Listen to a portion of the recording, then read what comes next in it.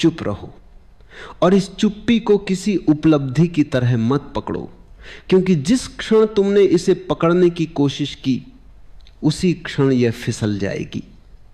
मौन कोई वस्तु नहीं है जिसे संजोया जाए, यह तो तुम्हारे होने की सहज सुगंध है, जो तब फैलती है जब तुम हस्तक्षेप करना बंद कर देते हो।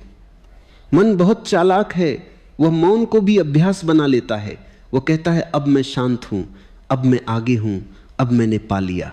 लेकिन जिस दिन ऐसा विचार उठा, समझ लेना कि मौन कहीं पीछे छूट गया है, क्योंकि मौन में कोई दावा नहीं होता, वहां कोई घोषणा नहीं होती, वहां तो बस एक सरल सी उपस्थिति होती है, जैसे सुबह का उजाला बिना बताए फैल जाता है। अकेले रहना धीरे धीरे एक स्वाद बन जाता है।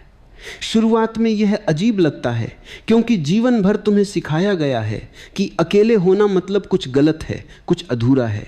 तुम्हें बताया गया कि खुशियां साझा करने से आती हैं, कि अर्थ दूसरों की स्वीकृति से बनता है।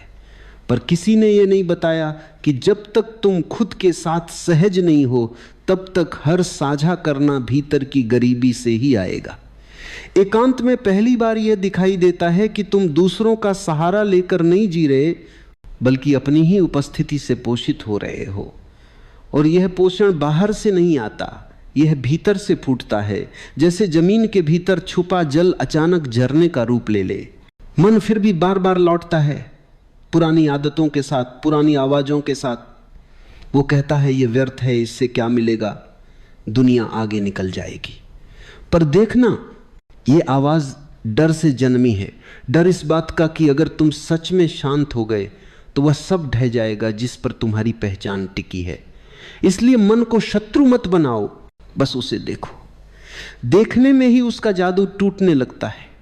जैसे अंधेरे में रस्सी सांप लगती है, पर रोशनी होते ही भ्रम मिट जाता है, वैसे ही साक्षी की रोशनी में मन की सारी डरावनी आकृतियां सरल विचारों में बदल जाती हैं। सब कुछ तुम्हारा होगा, इसका अर्थ धीरे धीरे स्पष्ट होने लगता है। यह कोई भविष्य की घोषणा नहीं है, यह एक वर्तमान का उद्घाटन है। जब भीतर कुछ मांग नहीं बचती, तब बाहर कुछ भी तुम्हें बांध नहीं पाता। तुम वस्तुओं का उपयोग करते हो पर उनसे चिपकते नहीं। तुम संबंधों में रहते हो पर उनमें खोते नहीं। यह दूरी ठंडी नहीं है, यह करुणा से भरी है, क्योंकि जब आसक्ति नहीं होती तभी प्रेम शुद्ध होता है। आसक्ति में भय छुपा होता है, खो देने का भय। प्रेम में कोई भय नहीं होता, क्योंकि वहां कुछ पकड़ा ही नहीं गया। धीरे धीरे समय का बोध बदलने लगता है।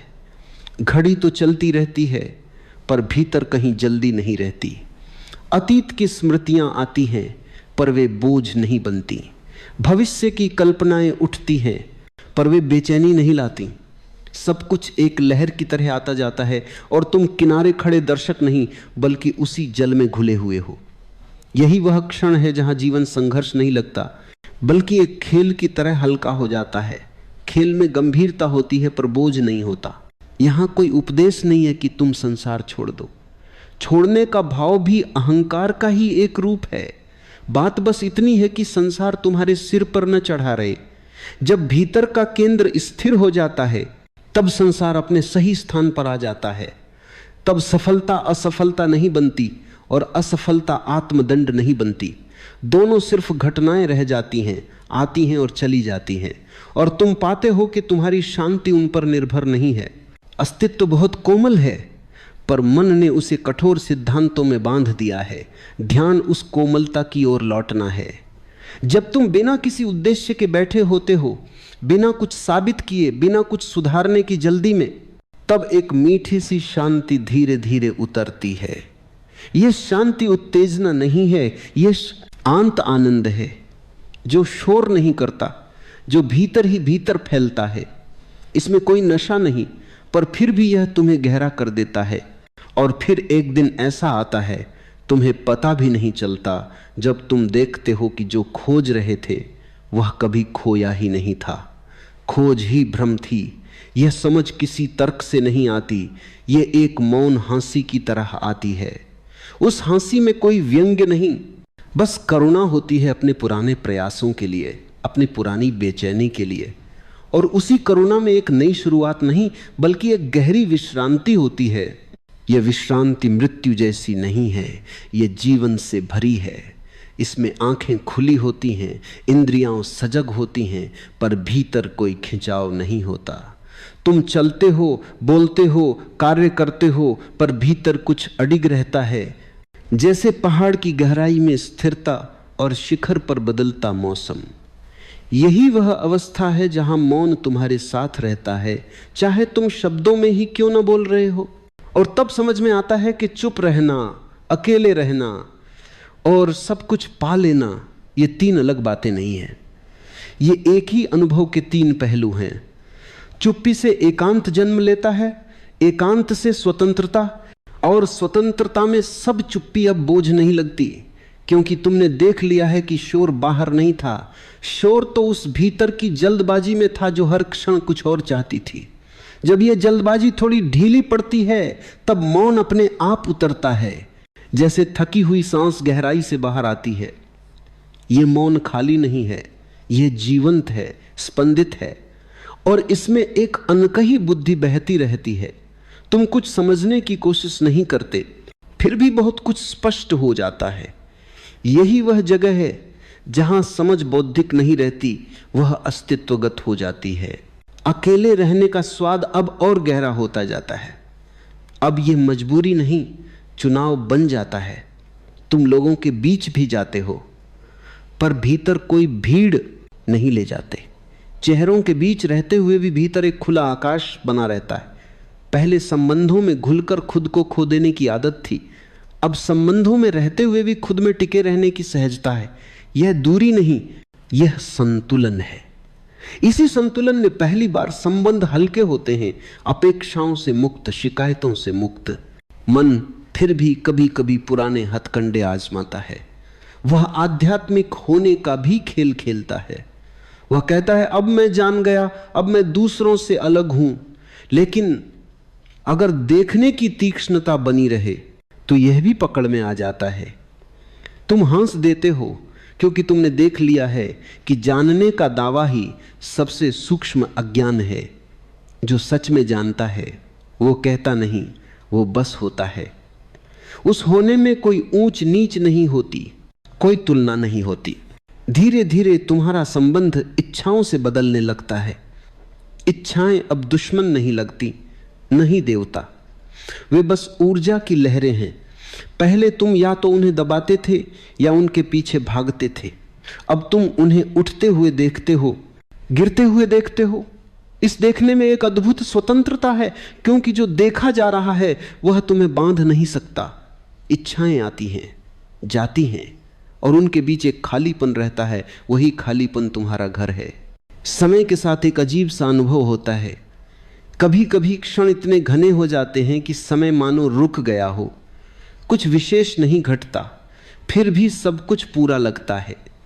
तुम बैठे हो या चल रहे हो या किसी साधारण से काम में लगे हो, और अचानक एक गहरी संतुष्टि भीतर फैल जाती है बिना किसी कारण के।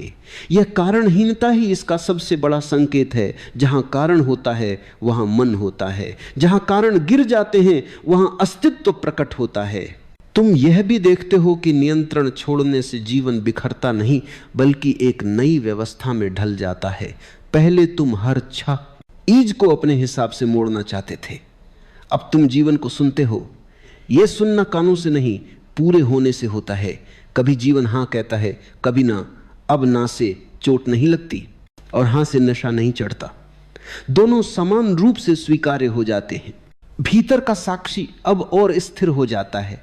भावनाएं आती हैं, खुशी, उदासी, उत्तेजना, थकान, पर वे तुम्हारी पहचान नहीं बनती। वे मौसम की तरह हैं, तुम उन्हें पूरी तरह महसूस करते हो पर उनमें डूबते नहीं। यह दूरी ठंडी नहीं है, यह जागरूक है। इसमें दमन नहीं बल्कि गहरी अनुमति है। भावनाएं जानती हैं कि उन्हें जगह मिल रही है, इसलिए वे जल्दी चली जाती हैं। धीरे धीरे यह भी स्पष्ट होता है कि बाहर खोजा गया सत्य हमेशा अधूरा क्यों लगता था, क्योंकि बाहर जो भी मिलता है वह अस्थायी होता है। भीतर जो खुलता है वह बदलता नहीं। यह बदलता नहीं इसलिए नहीं कि वह जड़ है, बल्कि इसलिए कि वह समय के पार है। तुम जन्म और मृत्यु की कहानियां सुनते रहते हो, पर भीतर कहीं यह अनुभूति गहरी होती जाती है कि जो सच में हो वह कभी पैदा नहीं हुआ और कभी मरेगा नहीं। इस बिंदु पर भाषा और भी सीमित लगने लगती है, शब्द साथ छोड़ने लगते हैं। तुम बोलते हो पर जानते हो कि असली बात शब्दों के बीच में है। मौन अब खाली जगह नहीं बल्कि मुख्य संदेश बन जाता है। सुनने वाला अगर संवेदनशील हो तो वह शब्द नहीं, उस मौन को सुनता है। वही मौन उसे छूता है, वही मौन उसे भीतर की ओर मोड़ता है, और तब यह वाक्य सब कुछ तुम्हारा होगा एक नई रोशनी में दिखाई देता है। अब यह भविष्य की आशा नहीं, वर्तमान की सच्चाई है। तुम्हारे पास कुछ नहीं है और इसी कारण सब कुछ उपलब्ध है। तुम किसी चीज के मालिक नहीं, फिर भी किसी चीज से वंचित नहीं। यह विरोधाभास मन को उलझा सकता है, पर अस्तित्व के लिए यह स्वाभाविक है। यह यात्रा कहीं नहीं जाती, यह बस गहराती जाती है। हर दिन वही साधारण दिन है, वही सूरज, वही रात, पर देखने वाला बदल चुका है। और जब देखने वाला बदलता है तो सब कुछ नया हो जाता है, बिना बदले। अब जो घट रहा है वह बाहर से देखने पर बहुत साधारण लग सकता है, पर भीतर एक गहरी क्रांति धीरे धीरे जड़ें जमा रही है। साधारण इसलिए कि जीवन वैसा ही चलता रहता है। सुबह होती है, रात आती है, काम होते हैं, शब्द बोले जाते हैं, पर क्रांति इसलिए कि अब उनके केंद्र में तुम नहीं हो, बल्कि एक शांत साक्षी है जो सबको होते हुए देख रहा है। पहले तुम हर अनुभव के बीच खड़े थे, हर घटना को अपनी पहचान से जोड़ लेते थे। अब घटनाएं आती हैं, जाती हैं, और तुम उनके पीछे नहीं भागते। इस न भागने में ही एक अदृश्य स्वतंत्रता खिलने लगती है, ऐसी स्वतंत्रता जो घोषणा नहीं करती, बस होती है। मौन अब केवल बैठने तक सीमित नहीं रहता, वह चलने में भी साथ चलता है, बोलने में भी बोलता है, सुनने में भी सुनता है।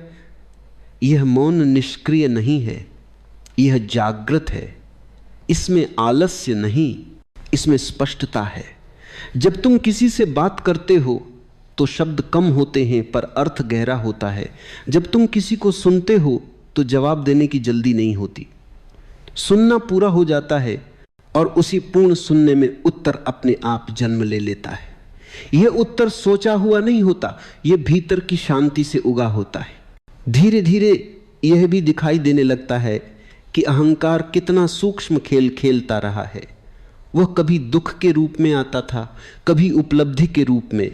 कभी वह कहता था मैं असफल हूं, कभी कहता था मैं विशेष हूं। अब दोनों आवाजें समान रूप से पहचानी जाती हैं। तुम देखते हो कि दोनों में एक ही केंद्र है, मैं, और जैसे ही ये दिखता है उस केंद्र की पकड़ ढीली पड़ने लगती है। यह ढीलापन कमजोरी नहीं है, यह बोझ के गिरने जैसा है। जैसे कोई भारी थैला वर्षों से कंधे पर रखा हो और अचानक पता चले कि उसे उठाने की कोई जरूरत ही नहीं थी। इस अवस्था में करुणा का एक नया रूप प्रकट होता है। यह नैतिक नहीं है, यह सीखी हुई नहीं है, यह सहज है। तुम दूसरों की बेचैनी को देखते हो, उनकी दौड़ को देखते हो और उनमें अपने पुराने चेहरे पहचान लेते हो। तब आलोचना नहीं उठती, श्रेष्ठता नहीं उठती, बल्कि एक गहरी समझ उठती है। यह समझ चुप रहती है, पर उसकी चुप्पी में ही सहानुभूति बहती है। तुम किसी को बदलने की कोशिश नहीं करते, क्योंकि तुमने देख लिया है कि बदलाव बाहर से नहीं आता। यह जानना ही तुम्हें हल्का रखता है। भीतर का खालीपन अब डरावना नहीं लगता। पहले शून्य का नाम सुनते ही भय होता था, क्योंकि मन ने उसे अभाव से जोड़ रखा था। अब वही शून्य एक गर्भ जैसा लगता है, जहां से सब कुछ जन्म लेता है। यह शून्य मृत नहीं है, यह सृजनात्मक है। इसमें विचार पैदा होते हैं, भावनाएं उठती हैं, फिर वापस इसी में विलीन हो जाती हैं। तुम इस आने जाने को देख रहे हो और पहली बार समझ रहे हो कि जो स्थायी है वह यह देखना है, न कि जो देखा जा रहा है। कभी कभी ऐसा भी होता है कि कोई पुराना घाव उभर आता है, कोई स्मृति अचानक सामने आ खड़ी होती है। पहले यह स्मृति तुम्हें खींच ले जाती थी, अब यह बस दिखाई देती है। उसमें भावनाएं होती हैं, पर उनमें चिपकाव नहीं होता। यह देखने से वह घाव धीरे धीरे अपनी शक्ति खो देता है उपचार यहां किसी तकनीक से नहीं होता, बल्कि पूर्ण स्वीकृति से होता है। जो स्वीकार कर लिया गया वह संघर्ष नहीं करता, और जो संघर्ष नहीं करता वह धीरे धीरे शांत हो जाता है। इस गहराई में उतरते हुए एक दिन यह भी स्पष्ट होता है कि जीवन में कुछ भी गलत नहीं हुआ। यह वाक्य सुनने में कठोर लग सकता है, पर इसका अर्थ यह नहीं कि पीड़ा नहीं थी। पीड़ा थी, पर वह भी एक शिक्षक थी। उसने तुम्हें थकाया तो इसलिए कि तुम रुक सको, उसने तुम्हें तोड़ा तो इसलिए कि झूठे ढांचे गिर सके। अब पीछे मुड़कर देखने पर कड़वाहट नहीं उठती, बल्कि एक शांत कृतज्ञता उठती है हर उस अनुभव के लिए जिसने तुम्हें यहां तक पहुंचाया। अब साधना कोई अलग गतिविधि नहीं रहती। बैठना ध्यान हो सकता है, पर बर्तन धोना भी ध्यान हो सकता है। शर्त बस इतनी है कि तुम वहां पूरी तरह उपस्थित हो। उपस्थित होने में ही पवित्रता है। किसी कार्य को पवित्र या अपवित्र बनाने की जरूरत नहीं रहती। जब तुम पूरे हो तो साधारण भी असाधारण हो जाता है, और जब तुम बटे हुए हो तो सबसे पवित्र कर्म भी बोझ बन जाता है।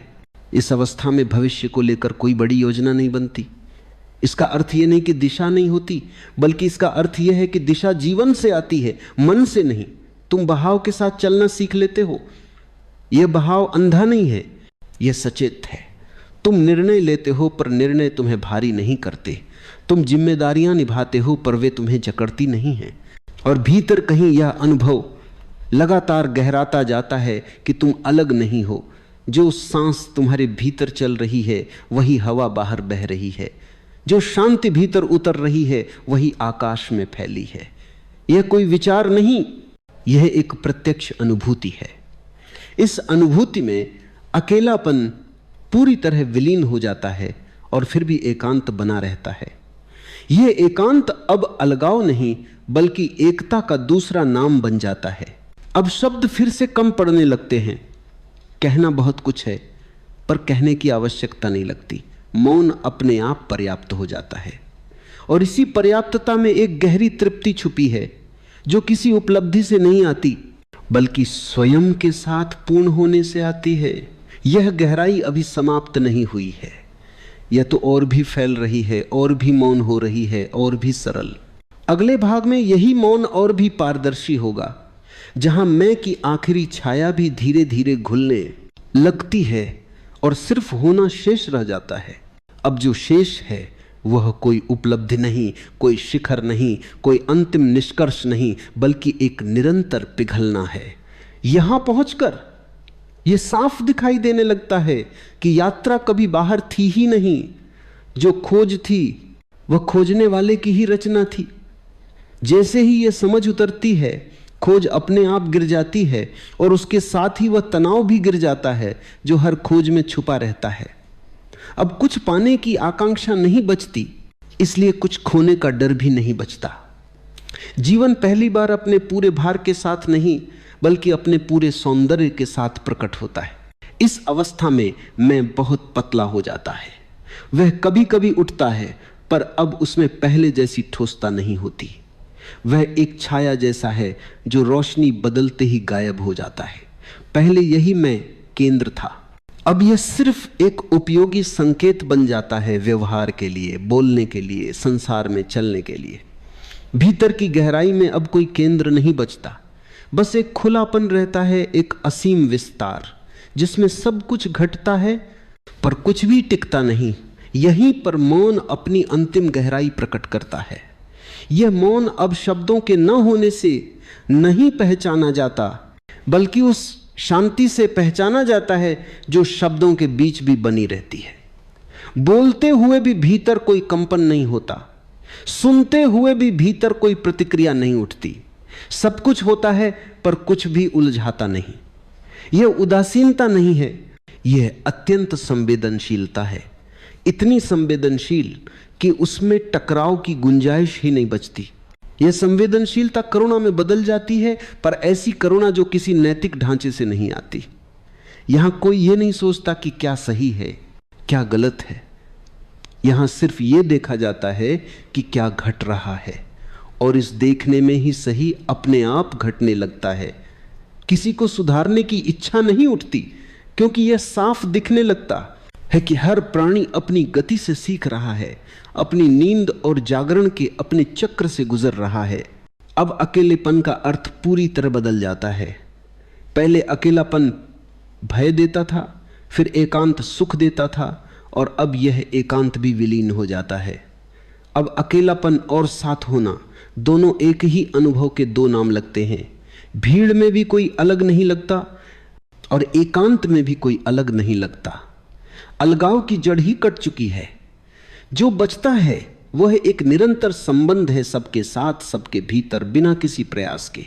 समय का अनुभव भी यहां बहुत सूक्ष्म हो जाता है। घड़ियां चलती हैं, कैलेंडर बदलते हैं, पर भीतर कोई गणना नहीं रहती। कभी कभी ऐसा लगता है कि सब कुछ एक ही क्षण में समाया हुआ है। अतीत की स्मृति और भविष्य की संभावना दोनों इसी क्षण में घुल जाते हैं। यह क्षण अब छोटा नहीं लगता, यह अनंत लगता है, और इसी अनंत क्षण में जीवन का पूरा रहस्य छुपा हुआ है। यहां पहुंचकर यह भी स्पष्ट होता है कि ज्ञान कभी लक्ष्य नहीं था। जितना अधिक जाना गया उतना ही यह दिखा कि जानने योग्य कुछ है ही नहीं। यह कोई निराशा नहीं है, यह गहरी राहत है, क्योंकि जहां जानने की भूख खत्म होती है वहीं होने का आनंद शुरू होता है। अब किसी प्रश्न का उत्तर खोजने की जल्दी नहीं रहती। प्रश्न उठते हैं पर वे भारी नहीं होते। वे बादल हैं जो आकाश को चोट नहीं पहुंचा सकते। शरीर अब शत्रु नहीं लगता और मन भी शत्रु नहीं लगता। दोनों अपने अपने स्थान पर उपकरण बन जाते हैं। शरीर चलता है, थकता है, विश्राम करता है। मन सोचता है, योजना बनाता है, याद रखता है। पर अब कोई भी उपकरण मालिक नहीं बनता। मालिकाना भाव पूरी तरह गिर चुका है, और इसी गिरने में एक गहरी सहजता जन्म लेती है। जीवन अब किसी उद्देश्य की पूर्ति जैसा नहीं लगता, वह एक उत्सव जैसा लगता है। पर बिना शोर के यह उत्सव न तो हंसी पर निर्भर है, न आंसुओं पर। यह बसहा होने की खुशी है। सुबह उठना ही पर्याप्त कारण लगता है। सांस का आना जाना ही पर्याप्त संगीत लगता है। कुछ जोड़ने की जरूरत नहीं रहती, कुछ घटाने की भी नहीं। अब यह वाक्य चुप रहो, अकेले रहो, सब कुछ तुम्हारा होगा पूरी तरह स्पष्ट हो जाता है। चुप्पी बाहर की नहीं थी, अकेलापन शरीर का नहीं था, और सब कुछ पाना वस्तुओं का नहीं था। चुप्पी का अर्थ था उस भीतर के शोर का थम जाना जो कभी था ही नहीं। अकेलेपन का अर्थ था उस झूठे सहारे का छूट जाना जो कभी वास्तविक था ही नहीं। और सब कुछ पाने का अर्थ था उस भ्रम का टूट जाना कि कुछ अलग है जिसे पाया जाना है। अंत में कुछ भी कहने को नहीं बचता, क्योंकि जो कहा जा सकता था वह पहले ही कह दिया गया। जो नहीं कहा जा सकता वही सबसे अधिक उपस्थित है। यही उपस्थिति सत्य है, यही उपस्थिति विश्रांति है, और यही उपस्थिति वह मौन है जिसमें जीवन अपने पूरे वैभव के साथ, बिना किसी मांग के, बिना किसी शर्त के स्वतः प्रकट होता रहता है।